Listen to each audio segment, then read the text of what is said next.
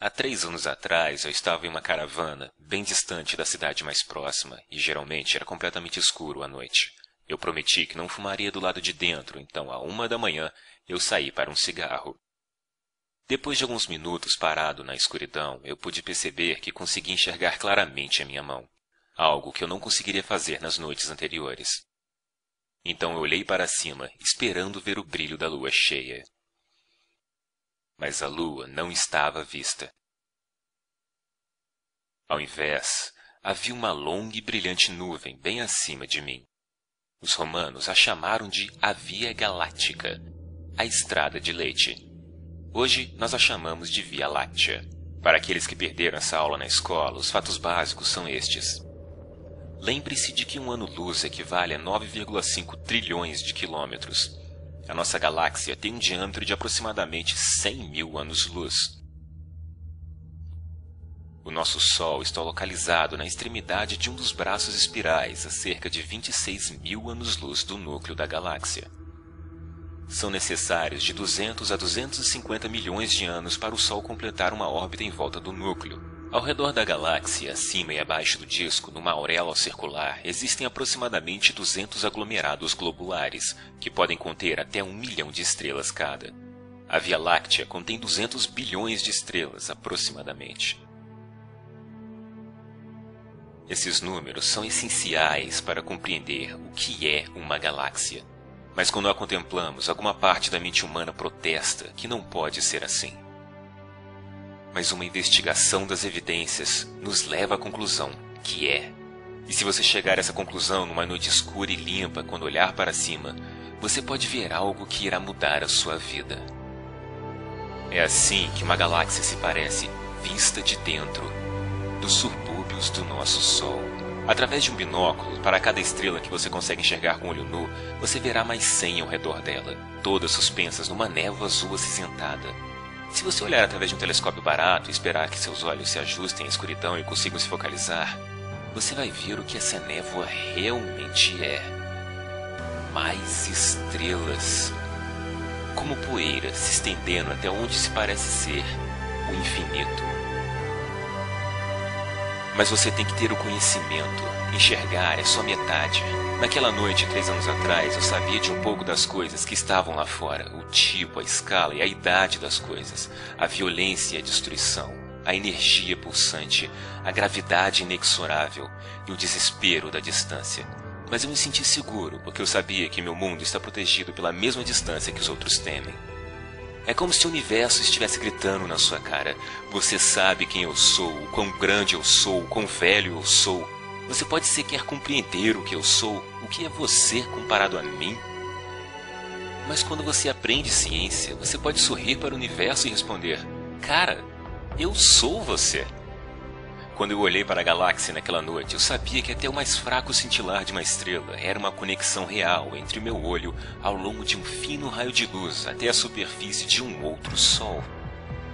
Os fótons que os meus olhos detectam, a luz que eu vejo, a energia que interage com os meus nervos, vieram daquela estrela. Eu pensei que eu nunca poderia tocá-la, mas mesmo assim, algo que vem dela atravessa todo o vazio e me toca.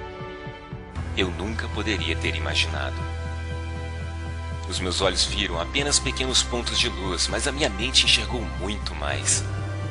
Eu vi as explosões de radiação gama das estrelas gigantes serem convertidas em energia pura pelas suas próprias massas.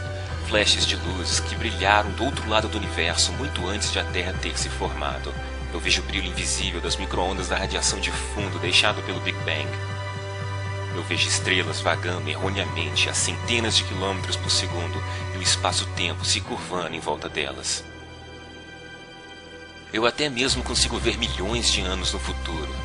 Aquele brilho azul irá explodir um dia, aniquilando todos os sistemas solares próximos, em um apocalipse que numa comparação faria a fúria dos deuses humanos parecer algo patético.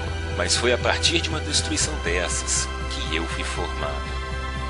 Estrelas morreram para que eu pudesse viver. Eu sou um produto de uma supernova. E você também.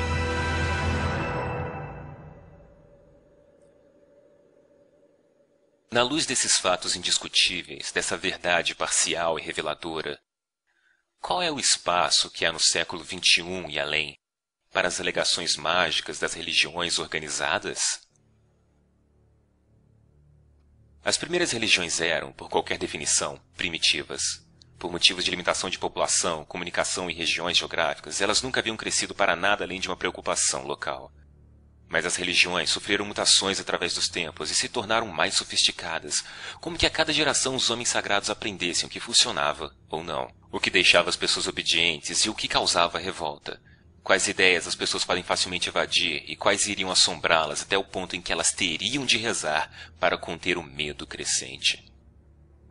Quando a população cresceu devido ao desenvolvimento lento, porém certo do conhecimento, como se estivessem numa guerra, as religiões entraram numa corrida armamentista entre si.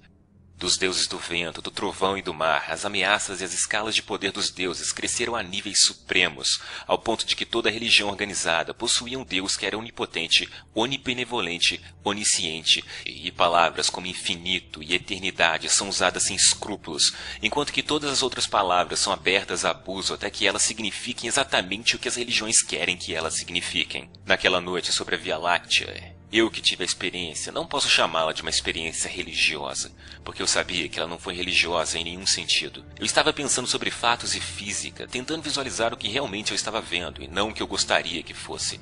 Não existe uma palavra que exprima esse sentimento provindo dessa revelação científica, e não mística. O motivo disso é porque toda vez que alguém sofre esse deslumbre, a religião a rouba, simplesmente dizendo: "Ah, você teve uma experiência religiosa." E os espiritualistas vão dizer a mesma merda. E eles sempre ficam enfurecidos quando um ateísta como eu diz que só pode ter essas experiências depois de ter rejeitado qualquer coisa sobrenatural.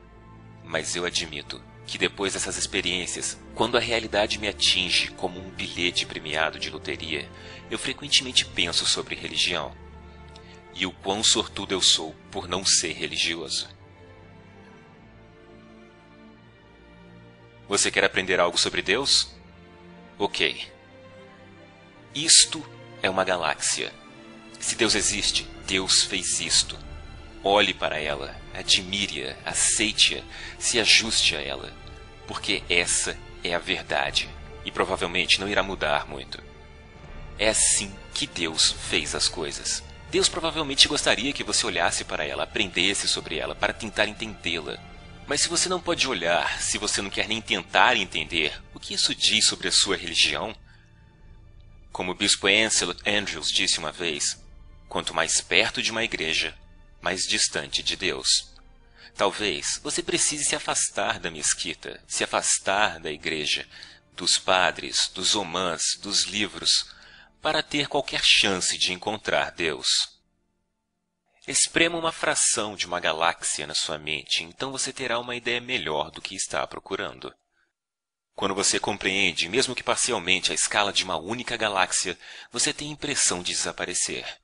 E quando você se lembra das outras galáxias, você encolhe novamente centenas de bilhões de vezes. Então você se lembra o que você é.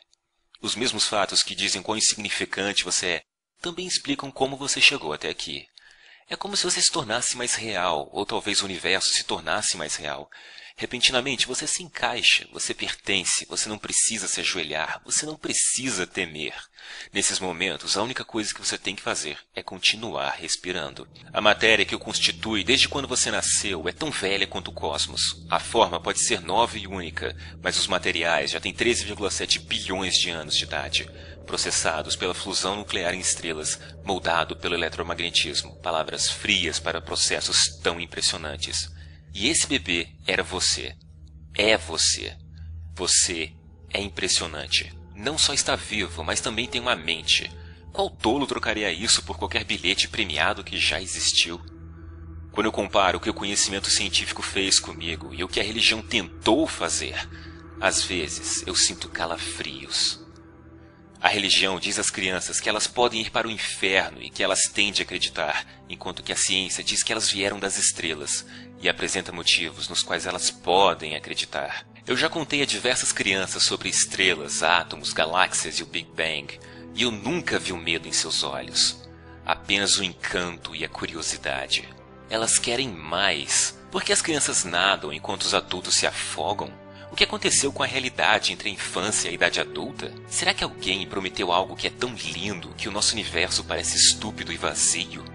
Até assustador em comparação? Isso tudo ainda pode ter sido feito por algum criador, mas a religião fez parecer que é algo desagradável. A religião pinta tudo que não a si própria como algo profano e pecaminoso, enquanto embeleza e dignifica suas mentiras e erros, como um porco que veste a melhor das roupas. Em seu esforço de tentar nos impedir de enxergar a realidade, a religião se tornou a realidade que não podemos encarar. Veja o que a religião nos obrigou a fazer, com nós mesmos e para os outros. A religião roubou o nosso amor e a nossa lealdade e a deu para um livro, para um pai telepático que diz às suas crianças que o amor significa se curvar diante dele. Eu não sou pai, mas posso dizer que essas crianças vão crescer perturbadas. Não pode ser saudável para uma criança ou para uma espécie. Foi-nos dito há muito tempo atrás que só havia a Terra, que éramos o centro de tudo. Isso se mostrou uma mentira. Nós ainda não nos ajustamos a isso. Nós ainda estamos em choque. O universo não é o que nós esperávamos que fosse. Não é o que eles nos disseram que seria. Esse entendimento cósmico é novo para nós, mas não há nada a temer. Nós ainda somos especiais. Nós ainda somos privilegiados. Pode haver um paraíso, mas ele não será perfeito.